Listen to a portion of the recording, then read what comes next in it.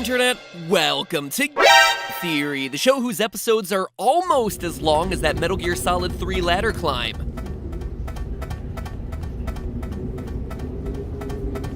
Okay, we'll check back in with Snake a little later. Good luck there, buddy. Now, it's been a while since I last mentioned it on the channel, but it bears repeating. Metal Gear Solid 3 is one of my favorite games of all time, and in my opinion is one of the best games ever created. In a series that fluctuates a bit in quality, we've managed to avoid drowning. Good job. And sometimes gets a little too far up its own butt.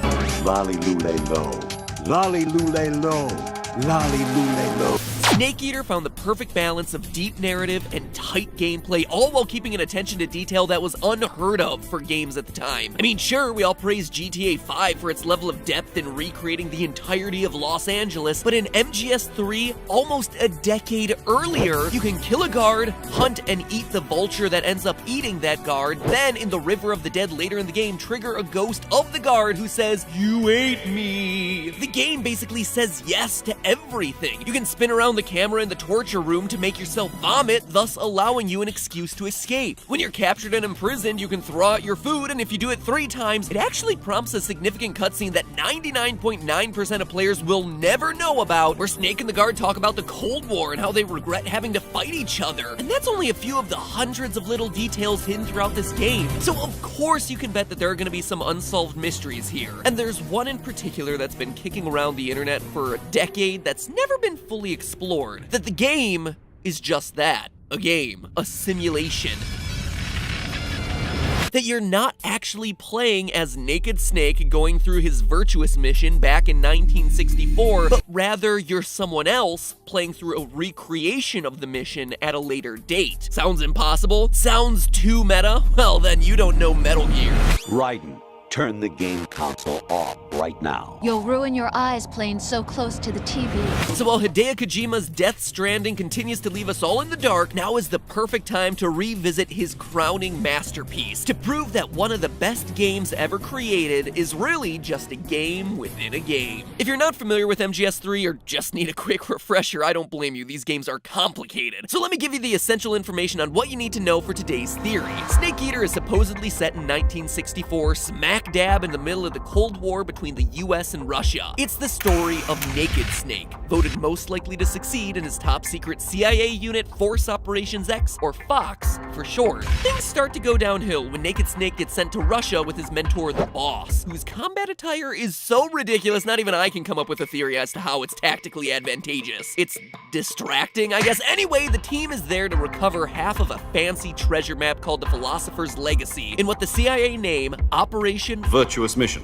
Virtual mission? Whoa, hey, you're getting ahead of me, Snake. Halfway through the mission, the Boss pulls a Benedict Arnold and defects to the Russian side. Awkward! Naked Snake gets stuck in the middle with the heart-wrenching task of hunting down and killing his former mentor, which already sucks, but it gets even worse when he learns that she actually never betrayed her country and that the US government has been giving her secret orders the entire time. So what are you, a triple agent? So basically, the Boss is like the best soldier ever, but ends up dying and being labeled as a traitor to her country because of the nature of this secret mission. And Naked Snake had to be the one to pull the trigger. Oh, that's even more awkward. Obviously, this gets Naked Snake to reevaluate his life decisions, taking on the name Big Boss. As well as the legendary soldier, the legendary mercenary. Hey, I said he was a good soldier, I never said that he was humble. So that's the long and short of the game. But why would anyone assume that you're not actually playing the role of Naked Snake and are instead playing the role of someone going through a virtual simulation of themselves playing as Naked Snake? Well, because Snake tells us in the opening seconds of the game. Here's Naked Snake getting his mission. Head of the CIA has finally given us the green light for the virtuous mission.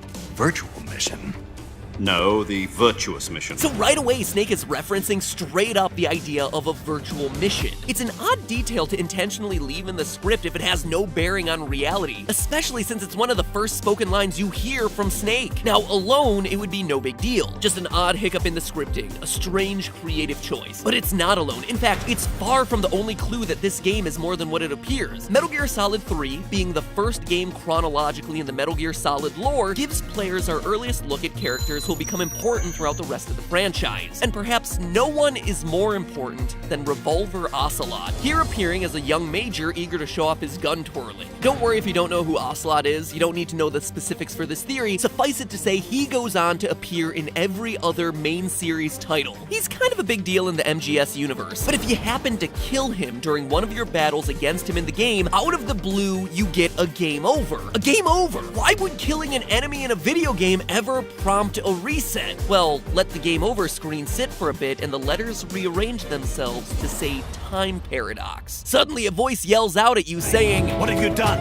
You changed the future. Those two lines are essential because it implies that someone literally knows the future, that they understand what Ocelot is destined to become in this series, and scolds you for breaking that continuity. That alone would be a weird design choice, but making it even more solidly in the it's all a simulation camp is the fact that the voice saying all this is Colonel Roy Campbell, a character, mind you, who isn't even in Metal Gear Solid 3. I mean, he appears in other games that happen later in the Metal Gear timeline, so what's he doing here in 1964? Nothing. He's not actually there in 1964. None of this is. None of what you're playing on screen. The only way this time paradox makes any sort of sense is if the game is a virtual mission, where a soldier in training is learning by playing through Naked Snake's earliest assignment. Roy Campbell is there because he's supervising the training and making sure the recruit is staying in line with the events as they actually happen. It's a lot like Assassin's Creed, actually, where you play through the memories of someone else from an earlier time period, but if you step too far outside of the real events that happened, you get a game over.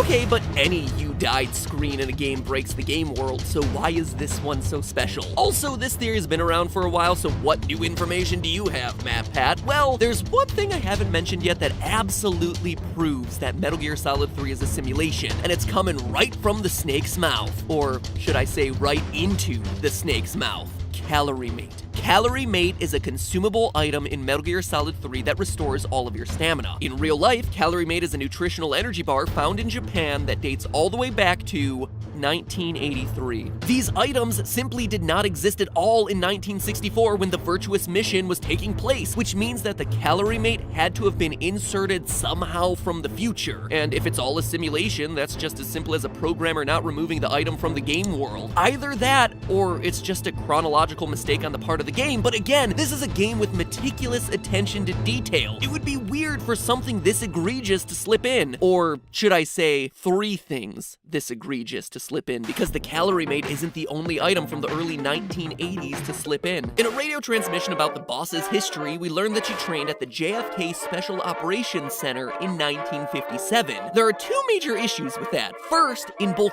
real life and in the game's own continuity, John F. Kennedy doesn't become president until 1961. And two, that facility was built in honor of his presidency and wasn't built until 1982. So this is another case of something that simply didn't exist in 1964 and wasn't even close to existing being inserted into the game. By simply mentioning this building, it means that the speaker of the line is coming from a time past its inception, probably in the early 1980s, definitely well past the time of Operation Snake Eater. And lastly, there's another conversation with your ally Major Zero that adds even more evidence that none of this is actually happening in 1964. Zero happens to be a big fan of James Bond and is astonished when Snake doesn't share his enthusiasm for the flashy super spy with cool guns and gadgets. Snake, wouldn't you like to have a gun shaped like a pen? They cite it as From Russia with Love. a James Bond film from 1963, which would work with the timeline presented in the game, except the pen gun doesn't appear in that movie, or the novel it's based on. There's a book gun and a phone gun that only appear in the novel, but the pen gun doesn't appear until the movie Never Say Never Again, a James Bond film that came out